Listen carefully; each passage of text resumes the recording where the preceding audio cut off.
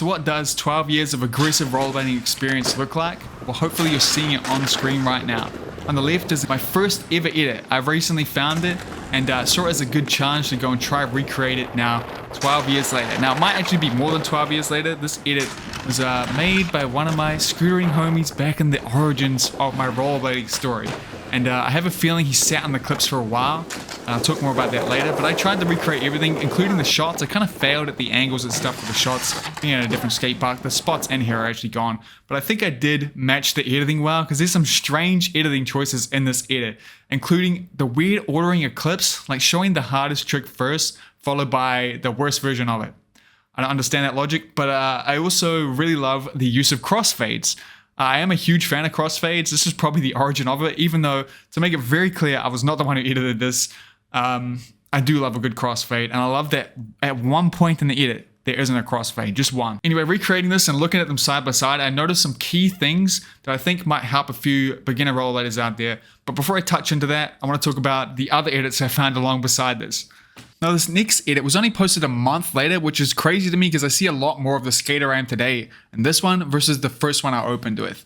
Now, spoiler, I do want to note that you are not doing this justice by hearing it through this video, because you need to hear the fire song choices I have for the rest of the edits in here, because they are unmatched and they are available right now. It's by Patreon members and Twitch subs. So if you want to support me for just a couple dollars a month, even as a one-off, just to see the horrible songs we're hearing this, I appreciate it, and it'll be mean a lot. But anyway, if you thought you saw too many crossfades, you're about to see more. First clip we see is a front flip, and now, before you ask, sadly, no, I did not recreate this edit yet, but I was going to recreate it. And we had a light goal on Bladed News that was going to be the reason why I do a front flip. And you guys didn't meet the goal, but you were insanely close, which does scare me, because honestly, I am, as a 26-year-old now, the thought of actually doing a front flip at a different spot to the spot that I've done it before terrifies me a lot, especially without a foam pit. But, you know, if you make it happen, I'll make it happen. I wasn't going to tell you where it is, but, you know. Anyway, there's so many crossfades in this video here that you can't even see a lot of the clips. But I see here the big difference between this and the last edit and what I see myself is I am getting lower on tricks. I'm still tall, but I'm getting a lot lower in them. And here I'm like hitting the death hubbers at my old local skate park where I learned it all, at my sick Razors tee that Jamie Nicholson gave to me. And I think all the progress I've had to this point in this edit is due to actually skating with rollerbladers. There's a few rollerbladers out there. Hey, look at this alley-oop. The alley-oop, the drop ledge, man. It's so dangerous. And here I'm somehow doing royales in my size US 13 skates. US 13, by the way. Those are still way too big for me, in case you weren't sure. There is a clip in the middle here with a crossfade that I think is just a 180 off the quarter to flat. I think that's what it is, but it's so crossfaded that you see like maybe half a frame of it. So once again, great editing choice. And I really want to note once again, it was not me who edited it, okay? I would never do that. Even at the age of 12 or whatever when I was when I made this. That's probably not even right. Someone do the math. But yes, the big key thing I noticed here is I'm starting to get lower.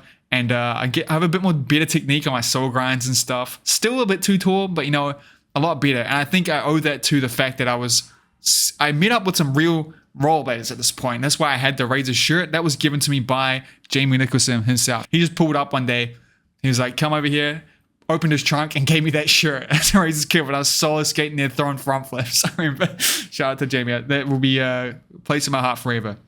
But yeah, I got given the ender piece of a scooter edit. That's what it was. And at the time I was kind of disappointed. I was like, why am I even in it? You know, no one's going to go and see me in the scooter edit because I'm at the end. But having the ender section is it's a pretty cool thing to have, you know. So in hindsight, shout out to Tom for putting me as the ender on his edit here. With the sixth song choice, might I add again. But moving on, this next one. Now this is where I really see the skater I am today. I'm fully there in this edit here. And once again, you really need to hear it with the music. The music, unbeaten song choice. Noted again, not edited by me though, okay? So the cop-out is there. But I actually do really like this edit. It's one I'm glad hasn't been lost to time. This is in my Rims days, skating the HR1s that Jamie Nicholson gave me again. Shout out to Jamie. And this is a little street section that the scooter homie wanted to make for me again. The same dude. He was like, let's just go out around the neighborhood and film an edit. And the big things I noticed in this one is I don't want to call it my style, but I've seen my style at coming out in this. I still do the same goofy top soles and shit and royales. There's a bit of T-spot stance in there, which I'll have forever. And yet, once again, the big tip that I noticed from this is just getting lower on tricks. And I know that's probably the tip you hear all the time as a new skater. It's just to get lower on your tricks. But it's really significant to the point where it just makes everything so much safer. It makes it easier to hold the grinds. It makes the bails a lot safer. And if you're not tall and like locked up like I was in those first clips, you're so much safer. Just everything is better off. And that's something you should try work on. It's interesting to me to note that I don't remember ever thinking I need to get lower on tricks. And even to this day, I think I could get lower on tricks than I naturally do. And when I do that purposely, the tricks, they seem to hold better, slide better, especially skating flat, and honestly feel safe. And a big tip that I got in between the last two edits here was once again, I think from Jamie. Was just talking about the fact that you need to, a sole grind is not on a 90-degree angle. You need to tweak your foot over the edge. It doesn't sit like with everything touching. You need to tweak your foot over. And that gets you more on top. Your body should be on top of the grind. That way you will be able to hold it. So if you're struggling to hold it, that's the big key, along with looking where you need to go. I also really look fondly on this rims era of mine because it's the best I've ever felt with sole tricks on rails. I don't know why. Something about that sole, the sole plate on the rims, especially like the, not the OS, but the soft boot like this. I definitely peaked sole rail skating wise, street wise on the rims. I could sole any rail, man. But now if I'm going to some kind of street rail, sole was like, I'm never doing a sole. I'm doing a top acid, I'm doing a top sole, or I'm doing a royale a million years before. And I think the ultimate example of this is the sole grind I get on the sharp as fuck road sign at the roundabout here that's in this video. That thing is razor sharp. I would never hit that now. It ain't worth the sole trick. And it's fucking sick, especially because I got it at sunset. I'll never forget that. And those were my 3 oldest edits, but they're not the first ever clips of me. And this is another thing I wanted to touch on that I don't know if this is actually the case, but there were a lot of clips taken of me before the first edit you saw today. I remember the day when skating really started for me was when I surprised myself, which is the best thing you can do in skating, surprising yourself, by jumping this, I think it was a 5 set. This was probably when I was like 10 or something. This street 5 set onto like a tile landing. It was scary as fuck, but I full sent it and we recorded it on our cell phones, right? So there was footage of this. From memory, I literally think it was one of those like old school videos you look at where it's a slideshow with audio that's lagged, you know? But that's the whole thing I want to talk about here. I feel like the generation I grew up in, right, was in the era of, you know, the internet coming up with smartphones starting to happen where, you know, you'd think that would be a benefit. You think that means everything would be on record. But I think I was in the awkward stage where smartphones weren't quite here yet, which means a whole lot of footage of me has just been lost forever because it was on a phone that I threw out, you know? That's my first ever hand plants, my first ever front flip video, all these things that I wish I had right now. And I feel like if you were older than me and you grew up in the 90s or whatever, I feel like all you have like VHS footage, even though that's much less accessible than like a cell phone or something.